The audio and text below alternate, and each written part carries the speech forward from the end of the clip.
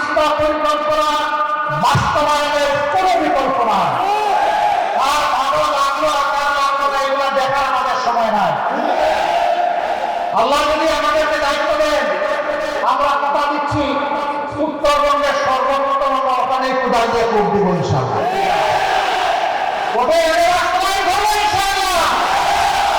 ওই তিস্তাকে জীবন্ত উত্তরবঙ্গকে আমরা জীবন্ত করে তুলবো ইনশাআল্লাহ।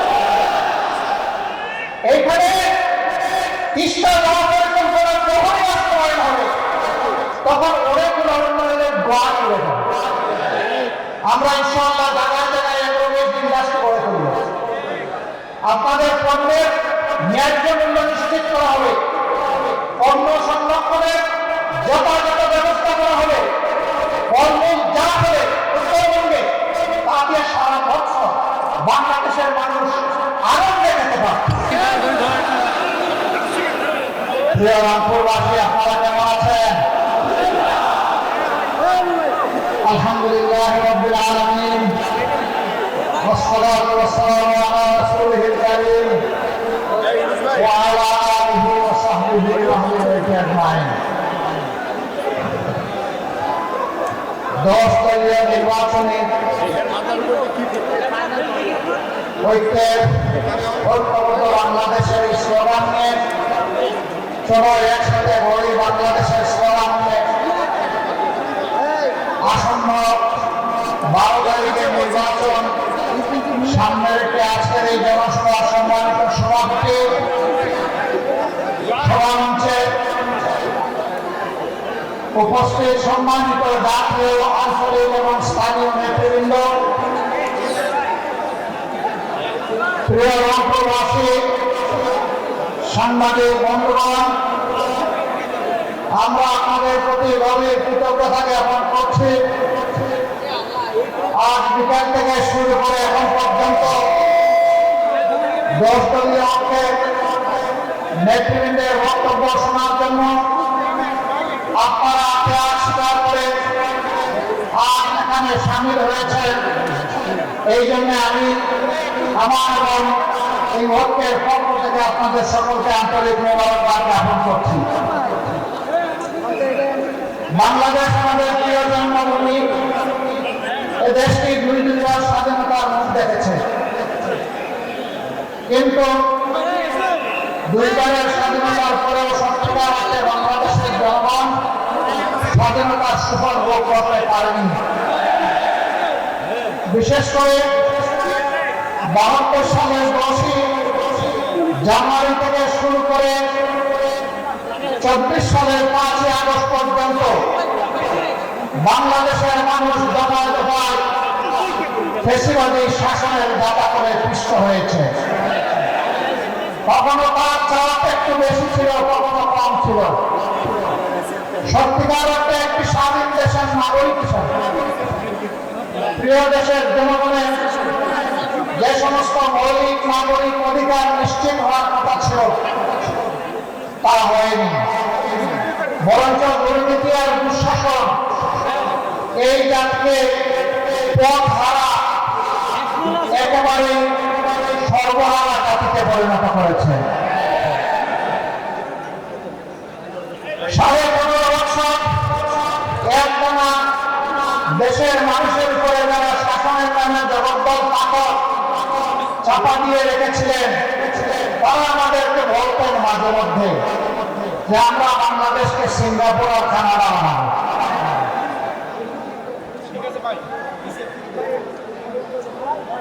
ভাই আপনার এখান থেকে একটু সরলে ভালো হয়ে গেছে, এগুলো যাতে বারবার না লাগতেছে, আর এখান থেকে এগুলো আপনাদেরই পড়ে যাচ্ছে। একটু ওই জায়গাটা খুলে রাখলে ভালো হবে। হ্যাঁ, খেয়াল রাখেন কেউ যেন টেবিলে পান না পড়ে। তারা বলেছিলেন সিঙ্গাপুর আর কানাডা বানাবে। বাংলাদেশ কি সিঙ্গাপুর হয়েছে? কানাডা হয়েছে? তবে তারা ঠিকই কানাডা এবং সিঙ্গাপুর বানিয়েছে। কিভাবে জানেন? বাংলাদেশের টাকাগুলা লুণ্ঠন করে, ব্যাংকগুলা খালি করে, ডাকাতি করে, দেশের টাকা বিদেশে পাচার করে সিঙ্গাপুরে তারা বড় বড় ব্যবসা বাণিজ্যের আসর করে বসেছে। কানাডা টরেন্টোতে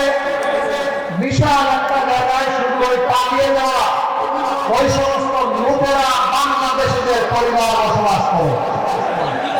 তারা বাংলাদেশে থাকতো, এখান থেকে অর্থ লুণ্ঠন করে ওখানে পাঠিয়ে দিত।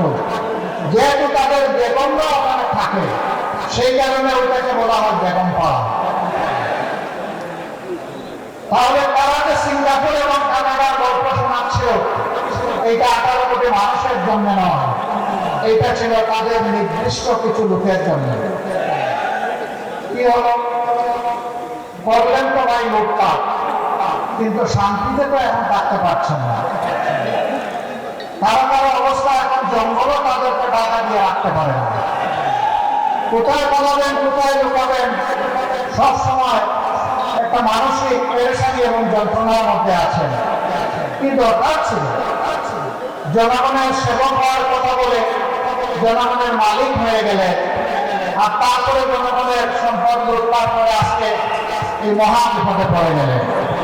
এমনকি সুপ্রিম কোর্টের এপিলেট ডিভিশনের একজন জাজ, আমি নাম বলছি না, তার ওই সুপ্রিম কোর্টের প্রতি সম্মান থাকার কারণে তিনিও এরকম লাভ দিতেন। শেষ পর্যন্ত তিনিও দেশ ছেড়ে পালাতে গিয়ে জঙ্গলের মধ্যে কলা পাতায় ঘুমিয়েছেন। কোন সম্মান আপনারা পাননি, পাবেন না, কারণ আপনারা মানুষকে অপমান করেছেন, আপনারা আলিমুলামা খুন করেছেন, দেশপ্রেমিক নেতৃবৃন্দকে খুন করেছেন, মা বোনদের ইজ্জত লুণ্ঠন করেছেন, দর্শনের সেঞ্চুরি পালন করেছেন।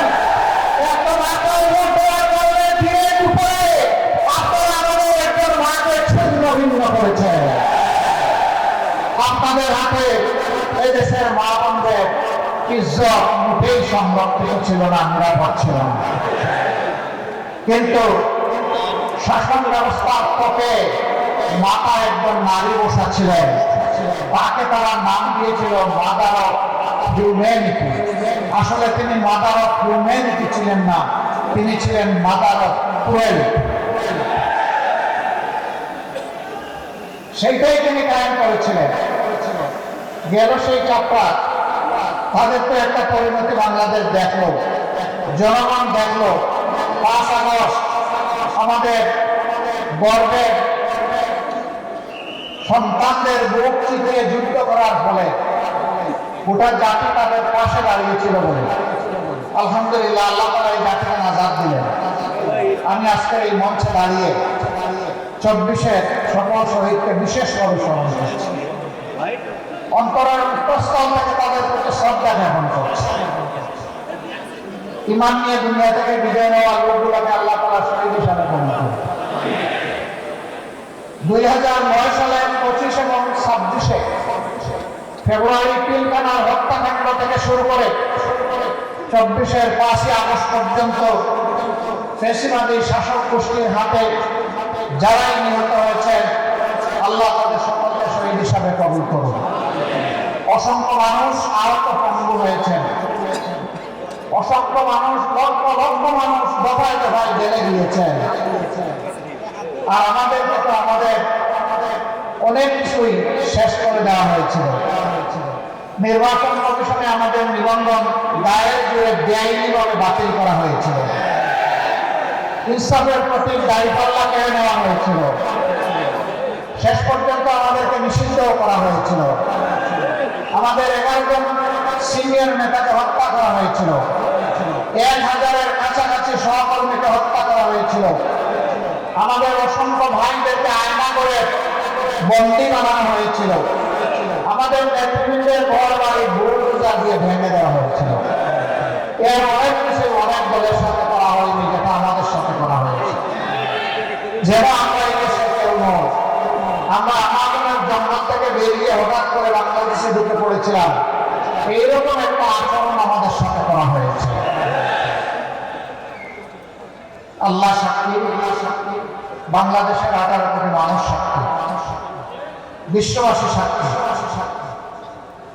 তারা তাদের সন্ত্রাসের যাত্রা শুরু করেছিল 2006 সালের 28 অক্টোবর পল্টন মোড়ে দিনের দুপুরে রবি বৈঠকে মানুষ হত্যা করার মাধ্যমে। মরা লাশের উপর তারা নাচানাচিও করেছিল।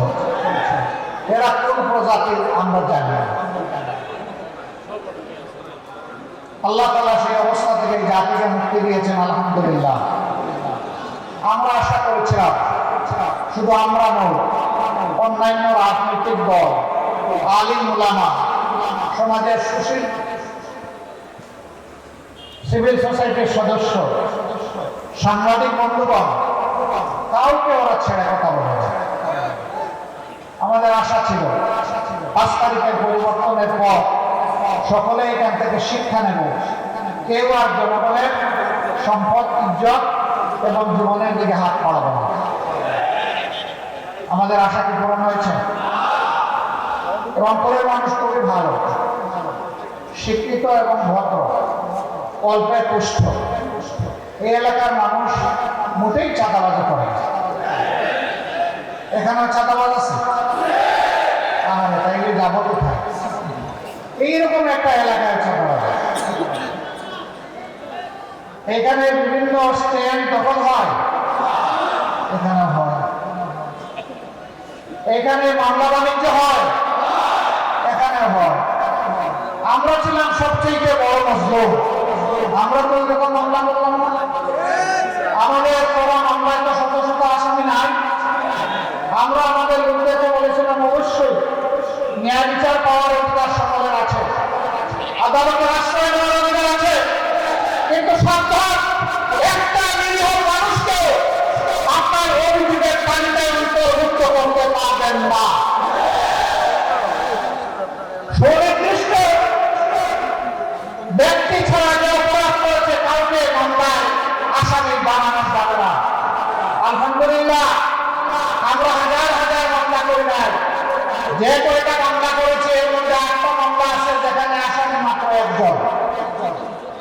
কারণ ওখানে আমরা দ্বিতীয় কোনো দোষী ব্যক্তি খুঁজে পাইনি, এই জন্য একজনকে আসামি বানিয়েছি। আমরা যাদেরকে আসামি করেছি তাদের কাছ থেকে আমরা চান্দা বার্তা উঠাই না। আমরা বলি নাই হ্যাঁ তোমার নামটা হয়তো ভুলে ঢুকে গেছে, কিন্তু ঢুকে গেছে, এখন বের করতে গেলে কিছু খাজনা দেওয়া লাগবে, কাউকে বলি না। এ বাংলাদেশের মানুষ সাক্ষী। আমরা চাই না যে কোনো একটা নিরপরাধ মানুষ কারো প্রতিহিংসার শিকার হয়ে অথবা লালসার শিকার হয়ে জেলের বার্তা আমরা চাই না। কারণ 15.5 বছর আমরা দফায় দফায় জেলে গিয়েছি, আমরা জানি জেল কি জিনিস। বিনা অপরাধে আমাদেরকে জেলে ফেলা হয়েছে। আমরা জানি যারা অপরাধ না করে জেলে যায় তাদের মানসিক অবস্থাটা কেমন হয়। যেহেতু আমরা নিজেই মজলুম হয়েছি, আমরা কাউকে মজলুম বানাতে চাই না। আমরা কি চাই? আমরা চাই একটি সাম্যের বাংলাদেশ, একটি দুর্নীতিমুক্ত বাংলাদেশ, একটি চাঁদাবাজ মুক্ত বাংলাদেশ, একটি দখলবাজ মুক্ত বাংলাদেশ, একটি আধিপত্যবাদ মুক্ত বাংলাদেশ। আমরা চাই আমাদের যুব সমাজ যে দাবি নিয়ে মৌলিক দাবিকে রাস্তায় নেমেছিল, চিৎকার দিয়ে বলেছিল উই ওয়ান্ট জাস্টিস, আমরা চাই সেই ন্যায় বিচারের বাংলাদেশ। এই বাংলাদেশ যারা গড়ার কথা বলবে তাদের নিজেদের চরিত্র দিয়ে প্রমাণ করতে হবে যে তারা এটার উপযুক্ত। কোন অসৎ দুর্নীতিবাদ তারা যদি অনেক সুন্দর সুন্দর কথা এবং গল্প শোনায় এদেরকে কখনো বিশ্বাস করবে না। এরা নির্বাচনে রঙের স্বপ্ন দেখিয়ে মজার মজার কথা বলে আপনাদেরকে একেবারে দেখবেন যে চলতে আসনে বোঝাই দিচ্ছে। এরা দুঃখবাদ, চিনে রাখবেন। এদেরকে ইয়েস বলবেন না, এদেরকে কি বলবেন? এদেরকে বলবেন তোমাদের জন্য লাল কার্ড। কি কার্ড? সংগ্রামী বন্ধুগণ, দেশ আমাদের সকলের। এই দেশ থেকে আমরা 4টি ধর্মের মানুষ বসবাস করি, মুসলমান, হিন্দু, বৌদ্ধ, খ্রিস্টান। দেশটা একটা ফুলের বাগানের মতো। আল্লাহ যেমন মুসলমানদেরকে পয়দা করেছে তেমনি অন্য ধর্মের লোকদেরকেও পয়দা করেছে। আমরা কেউ আল্লাহর কাছে আবেদন করে এই দেশে পয়দা হইনি, আল্লাহ তার ইচ্ছা মতো পয়দা করেন। আল্লাহ সকলের কথা সকলকে সম্মান দেন। আপনার আমার কোনো অধিকার নেই ধর্মের বিরুদ্ধে কাউকে আঘাত দেওয়া, কারো ক্ষতি করা, কোনো অধিকার আমাদের নেই। বরঞ্চ আমাদেরকে মিলেমিশে একটা উন্নত মানবিক সমাজ এখানে গড়তে হবে। ধর্ম ছাপিয়ে দেওয়ার বিষয় নয়, ধর্ম মানুষের অন্তরের আবেগ দিয়ে গ্রহণ করার বিষয়। অতএব কোরআনের সুস্পষ্ট নির্দেশনা লা ইকরাহা ফিদ্দীন, দিনের ব্যাপারে কোনো জবরদস্তি চলে না। আমরা বাংলাদেশকে ন্যায় হিসাবে বাংলাদেশ করতে চাই। অনেকে বলে এটার মডেল কি হবে, ঠিক আছে ইরান হবে না আফগানিস্তান হবে না পাকিস্তান হবে। আমরা বলি না, এটা বাংলাদেশ হবে। আর যদি মডেল বলে তাহলে দুনিয়ার সর্বশ্রেষ্ঠ স্বীকৃত শাসন, যেটা আল্লাহর নবী মুহাম্মদ রাসূলুল্লাহ সাল্লাল্লাহু আলাইহি ওয়াসাল্লাম জগৎবাসীকে উপহার দিয়েছিলেন, যেখানে সকল ধর্মের মানুষের অধিকার নিশ্চিত হয়েছিল, সেই মদিনার মডেল আপনি বলতে পারেন। এর বাইরে আমাদের কাছে কোনো মডেল নাই ভাই। আমরা বাংলাদেশকে আফগান বানাতে চাই না, ইরান বানাতে চাই না, পাকিস্তান বানাতে চাই না, অন্য কোনো দেশ বানাতে চাই না। প্রিয় গর্বের বাংলাদেশকে গর্বের বাংলাদেশ হিসাবে বানাতে চাই। আমরা মিথ্যা কোনো আশ্বাস নির্বাচন সামনে রেখে দিচ্ছি না, দিব না।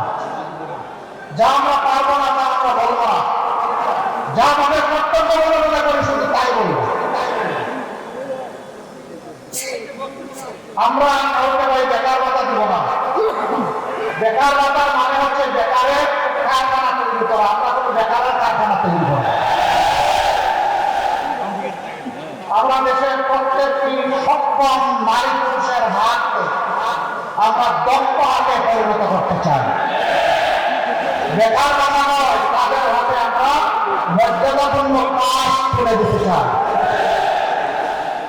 সে বুক ফুলিয়ে বলবে, আমি কোনো কারো দয়ার দামে চলতে চাই না। আল্লাহ দেওয়া নেতা এবং যোগ্যতা পাঠিয়ে আমি সম্মানের সাথে বাঁচতে চাই। এইভাবে যখন প্রত্যেকটি নারী পুরুষ দক্ষ হয়ে উঠবে, আত্মবিশ্বাসী হয়ে উঠবে, সেই দিনই বিশ্বের বুকে মাথা উঁচু করে দাঁড়ানো একটা বাংলাদেশ গোটা বিশ্ব দেখতে পাবে ইনশাআল্লাহ। আমরা ওই দেশটা করতে চাই। অনেকে বলে মা বোনদের কোনো স্পেস থাকবে, আপনারা যেখানে কাজ করবে, দেশ চালাবে। আচ্ছা, মা বোন নাই কার কার করে একটু হাত তুলতে দিতে বলে, বাবা ঘরের ভিতরে চলতে পারেন তো সমাজে চলতে পারবেন না। ঘর আপনার চলবে না নারী ছাড়া, সমাজও আপনার চলবে না নারী। নারীদের কিছু কর্মপত্র আছে, এটা আপনি পারবেন না, আমিও পারবো না। আমার মায়ের, আমার মেয়ের, আমার বোনের, আমার স্ত্রীর কিছু কিছু বিষয় আছে, এটা নারীদের জন্য ডেজিগনেটেড, এটা পুরুষের করা হবে না। সেই কাজ কে করবে? রাসূলুল্লাহ সাল্লাল্লাহু আলাইহি সাল্লামের জামানায় প্রত্যেকটি যুদ্ধে নারীরা অংশগ্রহণ করেছে। যুদ্ধের যে কঠিন কোনো কাজ আছে, সেই কাজে যদি সম্মানের সাথে নারীরা দেশের মুখে অংশগ্রহণ করতে পারেন, তাহলে দেশের প্রত্যেকটি সেক্টরে আমার মা বোনেরাও কাজ করবেন ইনশাআল্লাহ। এখানে আমরা দেখবো না কোন নারী কোন ধর্মে, এখানে দেখবো কোন মা বোনটি কোন যোগ্যতা, তার যোগ্যতা অনুযায়ী সম্মানের সাথে তার হাতে কাজ তুলে দেওয়া হবে ইনশাআল্লাহ। আমরা এখানে আমাদের প্রিয় দেশ এবং জাতিকে আট টুকরা টুকরা করতে চাই না, আর বিভক্ত করতে চাই না। আমরা সাইমের এবং ঐক্যের আওয়াজ নিয়ে আপনাদের দুয়ারে এসেছি। আপনারা কি দেশকে বিভক্ত করতে চান, জাতিকে বিভক্ত করতে চান? না, তাহলে আমাদের ঐক্যে এই আহ্বানে আসুন, আপনারা সাড়া দিয়ে আমাদেরকে, আমাদের হাতকে আপনারা শক্তিশালী করেন। আমরা বলেছি নির্বাচন পরবর্তী আল্লাহ তাআলা যদি আমাদেরকে আপনাদের, আল্লাহ তাআলা তার মেহেরবানিতে আপনাদের ভোটের মাধ্যমে দেশ সেবার সুযোগ দেন, সরকার গঠনের সুযোগ দেন, এবার যারা নির্বাচনে অংশগ্রহণ করছেন আমরা তাদেরকে আহ্বান জানাবো, আসুন আসুন 5টা বছর অন্তত দেশটা এক হয়েছে, তবে 3টা শর্ত মেনে আসতে হবে। নাম্বার 1, প্রথম শর্ত হচ্ছে নিজেরা কোনো দুর্নীতি করবেন না এবং কোনো দুর্নীতিবাজকে বগলের নিচে আশ্রয় দেবেন না। নাম্বার 2, সমাজের সকল মানুষের জন্য ন্যায় বিচার নিশ্চিত করা হবে। ন্যায় বিচারকে প্রভাবিত করার দুঃসাহস করে দেখাবে না, রাজনৈতিক প্রভাব খাটাতে পারবেন না। বিচার বিভাগ আপন গতিতে চলতে দিতে হবে এবং বিচার বিভাগকে সম্পূর্ণ স্বাধীন করে দেওয়া হবে, যাতে অর্থের বিনিময়ে ন্যায্যতার ভিত্তিতে একজন মানুষ যেন ন্যায় বিচার পায়। এখানে দেখার কোন সুযোগ নেই, সমাজের কেউ চেয়ারে বসে আছে ওটা দেখার কোন সুযোগ নেই। যে অপরাধে সাধারণ একজন মানুষকে শাস্তি দেওয়া হবে, আইনের আওতায় আনা হবে, একটি অপরাধ যদি দেশের প্রেসিডেন্ট করেন তিনি হয়ে পাবেন না। এর নাম হচ্ছে ন্যায় বিচার। কারোর জন্য আপনার বিচার আর কারোর জন্য ইম্পিউনিটি, ডাইরেক্টলি, এর নাম বিচার নয়, এটা বৈষম্য। বিচারের উপরে জুলুম, আমরা সেই বিচারের উপরে জুলুম মানব। 3 নম্বর, 54 বছরের বস্তা পচা রাজনীতি যা বাংলাদেশকে দিয়েছে ভালো, আমরা ওই বস্তা পচা রাজনীতি আর চাই না। যেই রাজনীতি তার নেতা নেত্রীকে চোর বানায়, লুটেরা বানায়, সন্ত্রাসী বানায়, ফ্যাসিস্ট বানায়, ওই রাজনীতি আমরা দেখতে চাই। বেশিরভাগ দুর্নীতিবাজ যাতে সমাজে চলাফেরা করতে না পারে, এমন একটা দেশ এবং সমাজ গড়ার জন্য দেশবাসী মুক্তি আছে, বিশেষ করে রক্ত দিয়ে লড়াই করা যুবক আর যুবতীরা মুক্তি আছে। আমরা তাদের কাছে ওয়াদাবদ্ধ, তোমাদের সেই আকাঙ্ক্ষা পূরণে লড়াই যতদিন চালিয়ে যেতে হয় আমরা প্রস্তুত। এ লড়াই থামবে না, এ লড়াই তখনই পূর্ণতা পাবে যখন জনগণের এবং বিশেষ করে আমাদের যুব সমাজের আকাঙ্ক্ষা পূরণ হবে। সম্মানিত ভাই বন্ধুগণ, এই 3 শর্তে যারা দেশ গড়ার কাজে অংশ নিতে চাইবে আমরা তাদেরকে বলবো মোস্ট ওয়েলকাম, আসেন সবাই মিলে আমরা আগামীর বাংলাদেশটা গড়ে তুলব, সম্পূর্ণের বাংলাদেশটা গড়ে তুলব। এবার আসেন জাতীয় পর্যায়ে তো অনেক কিছু বললাম, রংপুরের ব্যাপারে কি বলা যায়? এখানকার মানুষ খুবই ভালো, এত ভালো যে নিজের দাবিটাও ভালো করে বলে, এত ভদ্র, নিজের দাবি আদায়ের মজবুত লড়াইও করে। তাই বলে কি রংপুরের মানুষ আমাদের সব পায় না? আমরা পরস্পর ভাই ভাই, কিন্তু 54 বছর কি আচরণ করা হয়েছে রংপুর মানুষের সাথে, এর সাথে আপনারা আমিও রংপুর এই বিভাগীয় বাংলাদেশের শস্য ভান্ডার, এই উত্তরবঙ্গ, কিন্তু এই শস্য যারা ফলায় তাদের মুখের দিকে তাকানোর কোন দায়িত্ব কি সরকারের না? যদি থেকে থাকে তাহলে প্রতি বছর বর্ষা আসার সাথে সাথে এই এলাকার মানুষ আতঙ্কগ্রস্ত হয়ে পড়ে গেল। তিস্তা, ধরলা, ব্রহ্মপুত্র, আর একটা কি জানি করপা, হ্যাঁ করপা, এই যে নদীগুলো, এগুলো আল্লাহর দান, বিশাল নিয়ামত, কিন্তু দশকের পর দশক এই নদীগুলার উপরে অত্যাচার করা হয়েছে, এগুলাকে জীবন দিয়ে রাখা হয়নি, বাজেট বরাদ্দ হয়েছে, নদীর বালু উপরে উঠে নাই, টাকা পকেটে ফেটে চলে গেছে।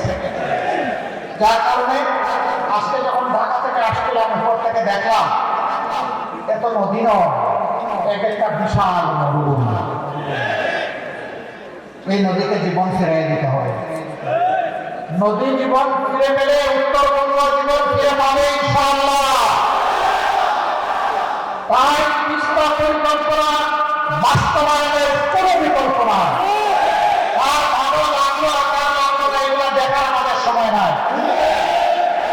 আল্লাহ যদি আমাদেরকে দায়িত্ব দেন, আমরা কথা দিচ্ছি উত্তরবঙ্গের সর্বপ্রথম আমরা ওখানে কোদাল দিয়ে কোপ দিব ইনশাআল্লাহ। ওটা এনে বাস্তবায়ন করবো ইনশাআল্লাহ। এই ইসলামের জীবন দেওয়ার মাধ্যমে উত্তরবঙ্গকে আমরা জীবন্ত করে তুলবো ইনশাআল্লাহ। এইখানে তিস্তা মহাপরিকল্পনা করা যখনই বাস্তবায়ন হবে, তখন অনেকগুলো উন্নয়নের গোয়া চলে যাবে। আমরা ইনশাআল্লাহ জায়গায় জায়গায় এগুলোকে বিন্যাস্ত করে তুলব। আপনাদের পণ্যের ন্যায্য মূল্য নিশ্চিত করা হবে, পণ্য সংরক্ষণের যথাযথ ব্যবস্থা করা হবে, ফলমূল যা হবে উত্তরবঙ্গে তা দিয়ে সারা বছর বাংলাদেশের মানুষ আনন্দে খেতে পারবে। কিন্তু এগুলো সংরক্ষণের কোনো ব্যবস্থা নেই বলে খুব তাড়াহুড়া করে পচে বলে অথবা বিক্রি করে সব শেষ হয়ে যায়। আমরা এই যন্ত্রণা থেকেও উত্তরবঙ্গের আমাদের চাষি কৃষক ভাইদেরকে বের করে আনতে চাই। এখনো মানদাতা বলে কৃষি ব্যবস্থা এখানে চলবে কেন? যুগ বলতে আগিয়ে গিয়েছে। আমরা আধুনিক প্রযুক্তি নির্ভর কৃষি শিল্পের বিপ্লব কথা বলছি। এই বিপ্লব শুধু উত্তরবঙ্গের ভাগ্য করে দিবে না, এই বিপ্লব বাংলাদেশের 18 কোটি মানুষের কপাল তুলে দেবে। আমরা উত্তরবঙ্গকে কৃষি বিপ্লবের রাজধানীতে পরিণত করতে চাই। এর জন্য কৃষি প্রযুক্তি ভিত্তিক বিশ্ববিদ্যালয় করতে হয়, তাই করা হবে ইনশাআল্লাহ। ইন্ডাস্ট্রি স্থাপন করতে হয়, সেটা করা হবে। সরকারি বেসরকারি এবং যৌথ উদ্যোগ সব কিছু। যদি আমরা সেই উদ্যোগ নিতে পারি, বিদেশিদের এখানে বিনিয়োগ করতে আসবে। এরকম যখন ইন্ডাস্ট্রিয়াল বেস হয়ে যাবে, আর উত্তরবঙ্গের মানুষকে ছোট্ট একটি চাকরির জন্য পেরেশান হয়ে ঢাকার দিকে ছুটতে হবে। উত্তরবঙ্গেই ঢাকার ফ্যাসিলিটি ঘরে ঘরে এনে দেবে। আমরা চাই না উত্তরবঙ্গ আর বঞ্চিত থাকে। বলবেন যে এরকম তো যুগে যুগে অনেকেই বলেছে, আপনারা যে কথা রাখবেন তার নিশ্চয়তা কি? আমরা 5 আগস্ট বলেছিলাম আমরা কথা রাখবো, এই জাতি আমরা মজলুম, কিন্তু আমরা কারো উপর থেকে প্রতিশোধ নিব না। আল্লাহর কসম, একটা মানুষের দিকে আমরা হাত বাড়াই না। আমরা কি কথা রেখেছি? আমরা বলেছিলাম আর্থিকভাবে আমাদেরকে ক্ষতিগ্রস্ত করা হয়েছে, কিন্তু তাই বলে আমরা চাঁদাবাজি করবো এটা হবে না। আমরা কি চাঁদাবাজি করেছি? আপনাদের সাথে দেওয়া কথা আমরা রক্ষা করেছি। আমরা বলেছিলাম আমরা মামলা বাণিজ্যে নামবো না, আমরা নামি নাই। আমরা কি কথা রাখতে পেরেছি? ইনশাআল্লাহ আমরা কথা রাখবো। আমাদের দুইজন ভাই মাত্র 5 বছরের জন্য 3টা মন্ত্রণালয় পরিচালনা করেছিলেন। সততা, স্বচ্ছতা এবং দক্ষতার সাথে তারা সেই মন্ত্রণালয় পরিচালনা করেছে। তারা সৎ ছিলেন, তারা স্মার্ট ছিলেন, তাদের দিকে কেউ আঙ্গুল তোলার সাহস করে না। যেই মন্ত্রণালয়ে অপরাধ হয়েছে অথবা এখানে স্বজনপ্রীতি করা হয়েছে, এটা বলার সাহস করা হয় না। কেন জানেন? তারা আল্লাহকে ভয় করছে। আমরা যে কথাগুলো আপনাদেরকে বলছি, আমাদের সবগুলো কথার সাক্ষী হয়ে যাচ্ছেন আল্লাহ রাব্বুল আলামিন। আমরা সেই আল্লাহকে ভয় করি। আল্লাহকে ভয় করে আপনাদেরকে সাথে নিয়ে আপনাদের সাথে পরামর্শ করে উত্তরবঙ্গকে নতুনভাবে সাজাবো ইনশাআল্লাহ। এই সাজানোর কাজে আপনারা জান প্রাণ দিয়ে, ভালোবাসা দিয়ে আমাদেরকে কবুল করবেন। আলহামদুলিল্লাহ। এবার আমি আপনাদের সাথে পরিচয় করিয়ে দিচ্ছি। আপনারা ছিলেন সেই চেনা মানুষগুলোকে আবার আপনাদের কাছে আমি পরিচয় করিয়ে দিচ্ছি। রংপুর 1 নম্বর আসন থেকে আমাদের ভাই রাহান সিরাজি, তাকে আমরা তার হাতে দাঁড়িপাল্লা হিসাবে প্রতীক করে দিয়েছি। আপনারা দাঁড়িপাল্লায় ভোট দিবেন, দাঁড়িপাল্লাকে বিজয়ী করবেন। আপনারাই কয়জন ভোট দিলে হয়ে যাবে? ঘরে ঘরে জনে জনে আওয়াজ তুলতে হবে ইনশাআল্লাহ। এবার হবে দাঁড়িপাল্লা। এই আওয়াজ তুলতে পারবেন ইনশাআল্লাহ। আপনাদেরকে মোবারকবাদ।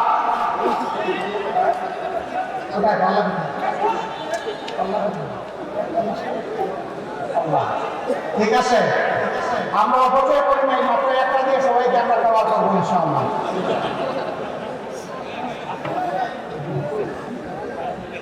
তারপরে রংপুর 2,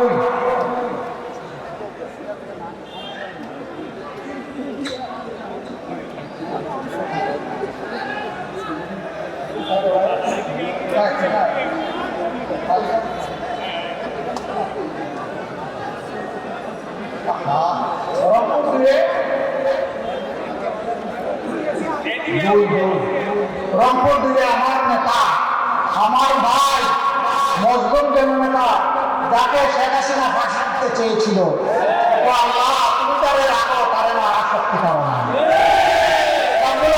তুমি যখন তাকে রেখেই দিয়েছো, তখন মানুষের খেদমত করার, সেবা করার, দেশকে নেতৃত্ব দেওয়ার সুযোগ তুমি দান করো। বিজয় ধরে নিয়ে 12 তারিখ প্রিজেন্টের আগে না, ইনশাআল্লাহ। তারপরে রংপুর 3, এই শহর এবং উত্তর মিলে আসন, সেই আসনে আমাদের সম্মানিত ভাই বিশিষ্ট শিক্ষাবিদ, আপনারা সকলেই তাকে ছিলেন, জনাব মাহবুব রহমান বেলা, আমরা তার হাতেও পাল্লা তুলে দিলাম। আলহামদুলিল্লাহ, শিবিরের সাবেক নেতা, জামাতে ইসলামের মহানগরী আমির, জেলার আমির, অঞ্চলের আলহামদুলিল্লাহ সদস্য, কেন্দ্রের নেতা, সব কিছুই তিনি আলহামদুলিল্লাহ। আমরা বিশ্বাস করি তিনি রংপুরবাসীর মজবুত কণ্ঠ হিসাবে সংসদে তুফান তুলবেন ইনশাআল্লাহ। এরপরে রংপুর 4, আপনারা জানেন আমরা 10টি দল একত্রিত হয়ে 10 মিলি করি কাজ, তাতেই আছে ভালোবাসা, তাতেই আছে লাভ, এবং দেশবাসীকে আমরা একত্রিত করার জন্য এই লক্ষ্যে ডাক দিয়েছি। সেই 10টি দলের গুরুত্বপূর্ণ একটি দল হচ্ছে জাতীয় নাগরিক পার্টি। এই পার্টির সদস্য সচিব আপনাদের সন্তান, আমরা তার হাতে এবার সাফা করে তুলে দিচ্ছি। যেখানে পাল্লা সবাই পাল্লা, যেখানে সাফা করে ওখানে সবাই আমরা সাফা করি, আমরা সবাই সাফা করি ইনশাআল্লাহ। আরো দুটোই একটা করে দিব ইনশাআল্লাহ। এরপরে রংপুর 5, আরেক মজলুম নেতা, দীর্ঘদিন জেলে ছিলেন, আপনারা তাকে ছিলেন, সাবেক উপজেলা চেয়ারম্যান জনাব বিশিষ্ট শিক্ষাবিদ জনাব গোলাম রব্বানী, তার হাতে আমরা ইনসাফের প্রতীক এই দাঁড়িপাল্লা তুলে দিলাম। আপনারা দাঁড়িপাল্লাকে কবুল করলেন, এই বিজয়ে গড়ে নিয়ে আমরা ফিরব ইনশাআল্লাহ। তারপরে রংপুর 6, বিশিষ্ট আলেমে দ্বীন, আপনাদের সকলের পরিচিত মুফাসসিরে কোরআন জনাব ভাই নুরুল আমিন, তাকে আমরা দিয়েছি 6 নম্বর আসনে। এই আসনটি রংপুরবাসীর মুখ থেকে একবার হাইজ্যাক হয়ে গিয়েছিল, আবার রংপুর পাশে উঠে ফিরে আসবে ইনশাআল্লাহ। রংপুরের কাছে ফিরে আসবে, বাইরের কাছে যাচ্ছে না, আমরা তার হাতে সেটা তুলে দিলাম। আপনারা তারও নিজের ঘরে নিয়ে আল্লাহর ভরসা করে লড়াই করে যাবেন এবং গড়ে ফিরবেন ইনশাআল্লাহ। আলহামদুলিল্লাহ, সবাইকে মোবারকবাদ। সেখানে আমাদের সঙ্গে অনেক বন্ধু সংগঠনের নেতৃত্ব আছেন, সকলের বক্তব্য শুনতে পারলে খুব ভালো লাগতো। অনেকে একটা বক্তব্য দিয়েছেন, অনেকে দিতে পারেননি, যারা পারেননি তাদের কাছে আমরা দুঃখ প্রকাশ করছি। আর কিছু শেষ একটা খাবার নিয়ে যেতে হবে না, দাঁড়িপাল্লা যখন সঙ্গিলেন তখন বলবো কি করবেন আপনারা, অনুরূপে কি বলবে,